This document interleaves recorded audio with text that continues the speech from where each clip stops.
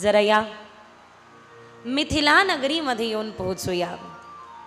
ही मिथिला नगरी अत्यंत सुंदर, पण गत 12 वर्षापासून या मिथिला नगरीमध्ये जिथे जनकांचं शासन आहे, जनक कोण? जनक प्रभू रामांना अवतरित व्हायचं होतं। रामचरित मानसाने ही कथा नाही गायली, पण आपण काय बघतोय?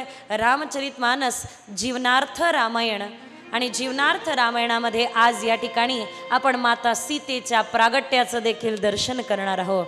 ही आपली मोठी उपलब्धी आहे। माता सीतेच्या प्रागट्याचं दर्शन करूया, पण त्या अगोदर प्रारंभिक भूमिका बघू। ज्यावेळेला भगवंताला अवतार घ्यायचा होता त्यावेळेला भगवंतानी गर्भ निवडला माता कौसल्येचा, जो तपस्वी गर्भ आहे। तपस्वी गर्भ निवडून मा कौसल्येच्या उदरी प्रभू श्रीराम, तसं तर अजन्मानो लोका किम वयवंतोपि जगता, ते अजन्म आहे पण अवतार घेतात आणि अवतार घेतला। पण ज्या वेळेला प्रकृतीला अवतार घेण्याची वेळ आली, श्रीरामाकरता प्रकृती आता अवतार घेत आहे, त्यावेळेला निवडलं की असं कोणती तरी कोख असावी की ज्या ठिकाणी या प्रकृतीने जन्म घ्यावा। तशी कुठलीच कोख सापडली नाही की प्रकृतीने अवतार घ्यावा। त्यावेळेला या भारतभूमीने आपलं उदर मोठं केलं आणि या भारतभूमीच्या त्या मातीमध्ये माता जानकी प्रगट झाल्या। ज्या वेळेला प्रारंभिक भूमिका आपण बघतोय, मग केवळ प्रगट झाल्या का? भारतभूमीने तरी त्या गर्भामध्ये धारण केलं, पण पालन करणारा पण कोणीतरी जीवराम पाहिजे। पालन करणारा पण कोणीतरी असा जीवराम पाहिजे की ज्या जीवरामाने या प्रकृतीचं लालन पालन करावं। असं निवडलं। कोणाला निवडलं? की जे शरीरात आहे पण शरीराच्या विकृतींपासून दूर आहे। शरीराची आसक्ती, शरीराच्या विकृती ज्यांना बाधा बनू शकत नाही, अशांना निवडण्यात आलं, आणि ते होते महाराज जनक। शिरध्वज जनक। ज्यावेळेला 12 वर्षापासूनचा दुष्काळ मिथिला नगरीला त्रस्त करतोय, अष्टावक्रांकडे गुरुदेव, अष्टावक्रांकडे महाराज जनक जातात आणि अष्टावक्रांना प्रार्थना करतात की हे गुरुदेव, ही समस्या भीषण आहे, माझी प्रजा दुखी आहे। अष्टावक्र गुरु म्हणतात की हे बघ, एक राजा दुखी होऊ शकतो पण राज ऋषी, राजा जनक दुखी नाही होऊ शकत। अरे जनक, केवळ प्रार्थना नाही, प्रयास पण आवश्यक आहे। तू केवळ आणि केवळ कर्माला, केवळ आणि केवळ प्रार्थनेला महत्त्व दिलं, पण सोबत कर्म पण आवश्यक आहे। चारही बाजूने दुष्काळ आहे, आपण ऐकलं, काय केलं? सर्वदूर दुष्काळ आहे, आपण ऐकलं, काय केलं? गुरुजींनी निर्धार केला की जर का दुष्काळावरती मात करायची असेल तर काहीतरी करावं लागेल। 27 नद्यांचं संपूर्ण भारतभरामध्ये आणि त्यापेक्षा जास्त नद्यांचं संपूर्ण भारतवर्षामध्ये खोलीकरण आणि रुंदीकरण करण्यात आलं, आणि त्याचा परिणाम हा होता की या पावसानंतर 27ही नद्या सजल झाल्या आणि या भारतभूमी परत एकदा या भूमीमध्ये जल आप्लावित परिसर सर्व झाला। आपण ज्या वेळेला ऐकतो, एक तर दोष देतो सरकार, एक तर दोष देतो प्रकृतीला, नाही तर एक दोष देतो परिस्थितीला, पण आपण काय केलं? माझं पाऊल काय होतं या प्रकृतीला बाजूला सरण्याकरता? म्हणून जनक, हातात नांगर घे, स्वर्णाचा नांगर घे आणि चालवतो नांगर, कर्म कर तर परिणाम मिळतील। महाराज जनक म्हणताय, गुरुदेव 12 वर्षापासून ती भूमी, ज्या भूमीमध्ये पाण्याचा थेंब देखील नाही, त्यामध्ये नांगर चालू। अरे नांगर तर चालव, प्रकृती स्वयं तुझ्यावरती कृपा करेल आणि प्रगट होईल, विश्वास ठेव।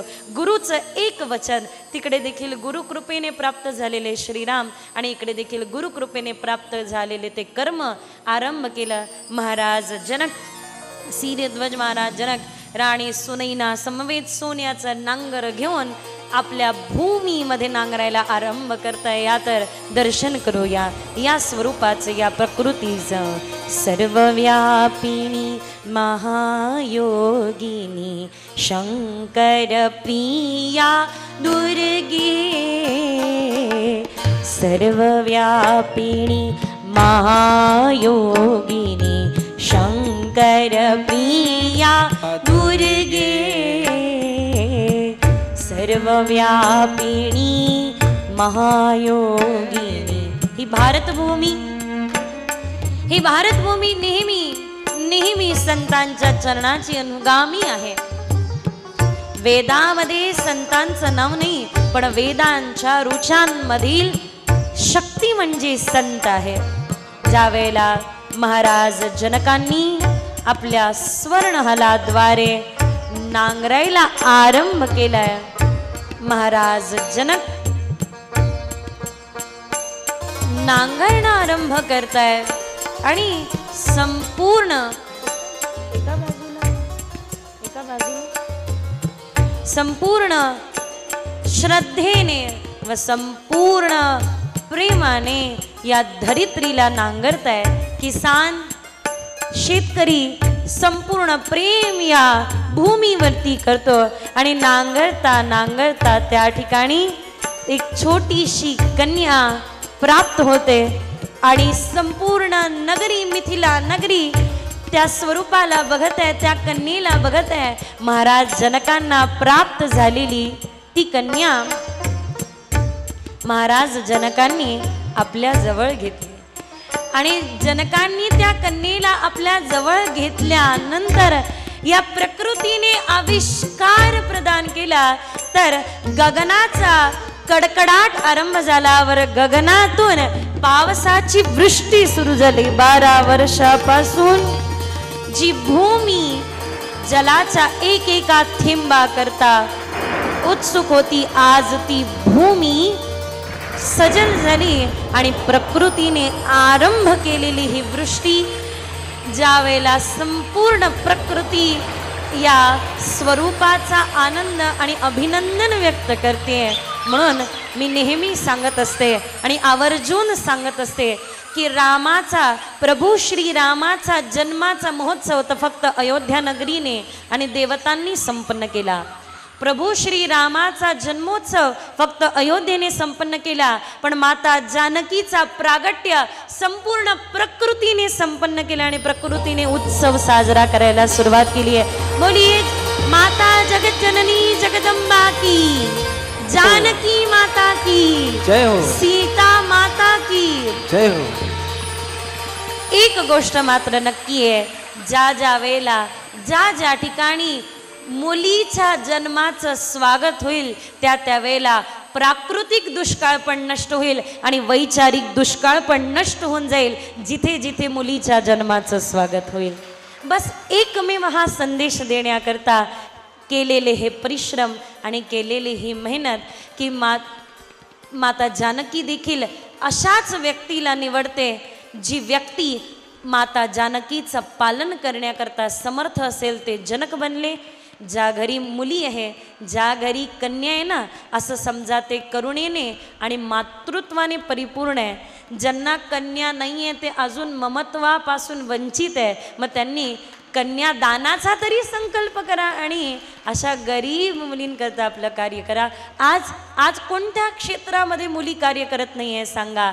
सिंधू आणि साक्षी सारख्या कन्या भारत देशाचं गौरव आहे. गर्भामध्ये मारल्या जाणाऱ्या त्या छोट्याशा कन्येने, स्त्री भ्रूणाने म्हणावं की मला मारू नका, मला जन्म द्या, माझ्या जन्माचं कौतुक करा.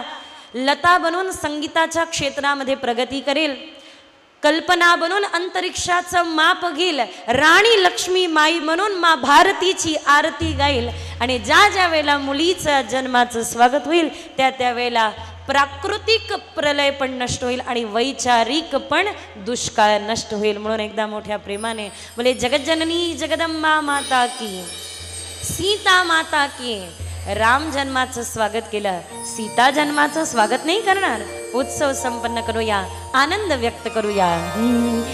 जय जय भवानी माँ, जय जय भवानी माँ, अम्बे भवानी माँ.